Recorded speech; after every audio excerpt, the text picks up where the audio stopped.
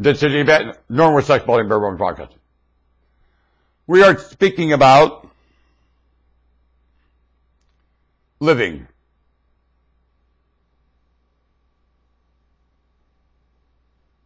And it knows nothing of life. And these terms are specifically very important for the position you find yourself in when you analyze everything in your mind. They're very important.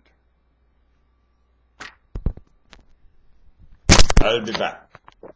Don't go away. You do not need see my face today. I'll be back. I'm coming back. I got to fill in airtime. I can't let this speaker go dead. I'm a radio broadcaster. You'll find that I will keep some kind of sound so you can hear me and think in conceptual. We'll keep your mind engaged. I'm radio. There's never dead air time, ever.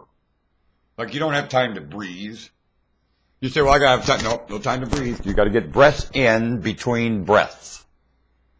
In between out of breaths, you get breaths in. You never take time to breathe when you talk on the radio. Never.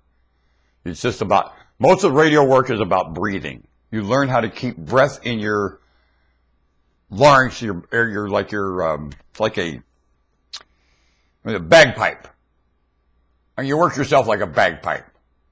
And you've always got that back of,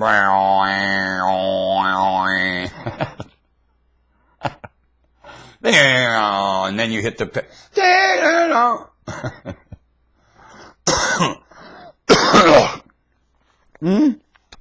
I'm sorry, that's how the industry works. There shall be no dead ether. I heard dead ether. Now look here. My boss that started me in radio, his name was Rick Miller, a very brutal, cruel man. Started me in radio. I listened to him.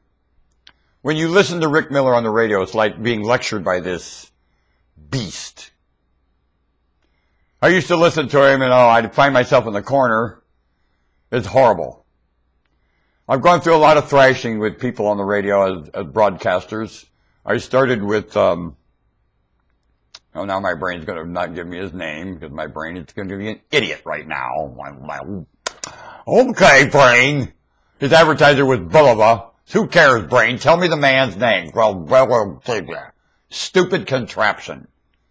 Anyway, I started quite a while ago. I'd like to give you the name, but obviously, to my brain, names don't matter. Okay, brain, I agree. Names don't matter, brain.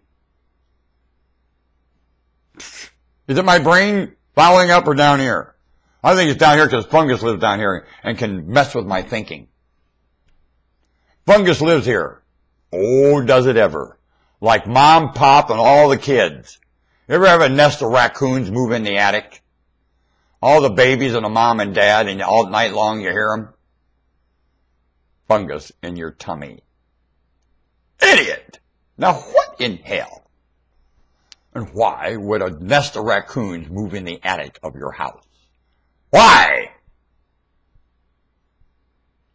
Raccoons don't live in attics of houses, do they? I mean, my God, you're a creature of the forest. Why do you want to move in my house with me? I'm here too. Raccoons, they don't even like humans, and they're living in the attic. Don't you? I lived in a house one time where this gal, who lived in the house with me, she got mad about that one morning because she couldn't sleep. Do you know what this gal did? She grabbed the house broom, took a ladder, crawled up through the crawl space into that attic, and chased those raccoons out of that attic. Now, a man one time told me to lie to that lady.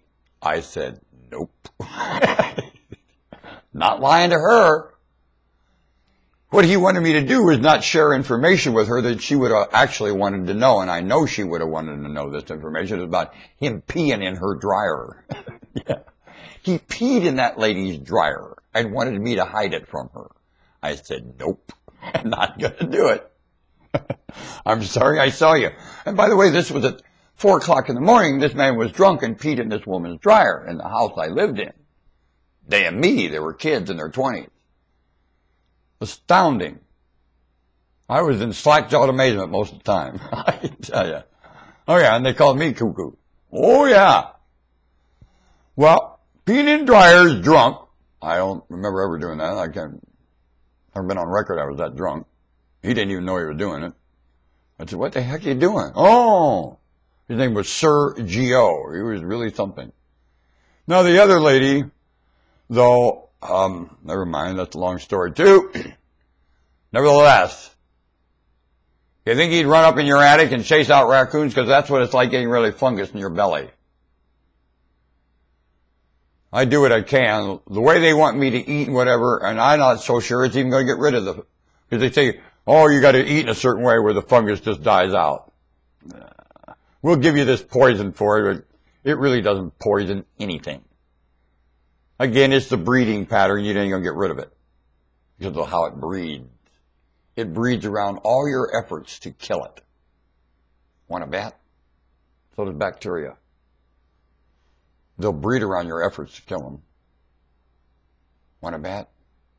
The only way to really get rid of it is other bacteria. The only thing that gets rid of bacteria is other bacteria. You say, well, sterility. No, they'll outdo that one. Bacteria will outbreed sterility to it.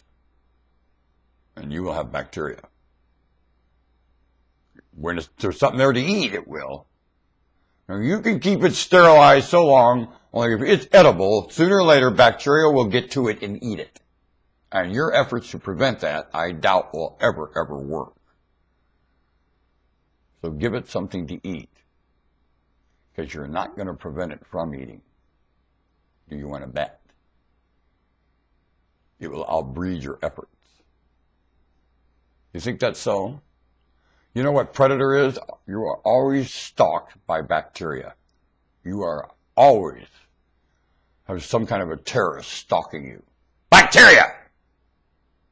And you can't get out of it. Can you, humanity? Or anything else? Planet Earth. Is that so? Or am I full of baloney? I think that's your saga. More than anything you'll ever do to each other. And by God, you all, at this point in time, while you're not educated to that and taking it on as a collective society of each one of you educated to that wit, it's beyond me! And it's all the way it's explained to a child is what it witnesses in its mind. Look at this explanation coming to children right now on this globe. You cannot afford that! Anywhere on the planet right now, you cannot afford it, China. You cannot afford it, Europe. South America, North America. I'll tell you, as the last remaining monarch of this globe that has a passion for each one of your lives, you cannot afford what's happening here. Do you want to bet? And those coming behind you are a rage at you for the way you're mocking what they need you to do for them. For their existence, you're mocking it. With the charade you're playing in your mind isn't holding water here at all. None of it. What are you going to face them with if there's an afterlife? You don't think there's an afterlife, I can tell you that. Because you will face generations. Face to face. You'll beg for a creator and it won't come to save you. I affirm you. Want to bet? It's set it up. And he's going to save you from something it's set up to eat you. Want to bet? Save us. Ha!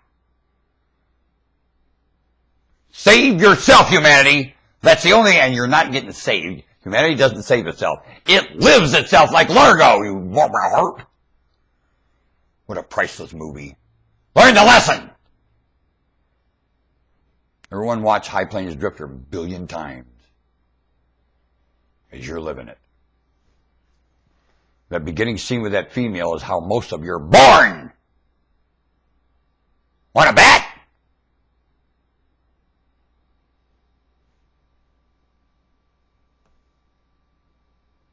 That's how most of you were bred. Sorry.